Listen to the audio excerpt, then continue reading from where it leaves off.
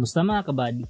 Matapos na masaklap na pagkatalo ng Tubong Gana at may alias na the babyface Terminator na si Doc Maika sa kamay ng ating pambato, dating 3 Division World Champion, Angas ng Pinas, Cuadralas, Daniel Casimero, noong Setyembre 26, taong 2020.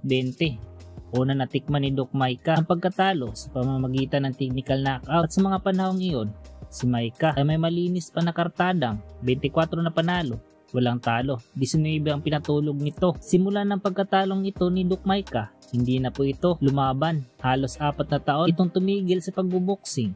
Pero kanina lang nabalitaan po natin sa post ng Viva Promotion na ang dating world title challenger na si Doc Maika ay nagkaroon ng traumatic brain injury na sanhi ng pagka-knockout dito sa pakikipaglaban kontra Javon Woodard. Narito po ang clip ng kanilang laban, panoorin po natin mga kabady at courtesy sa Viva Promotion.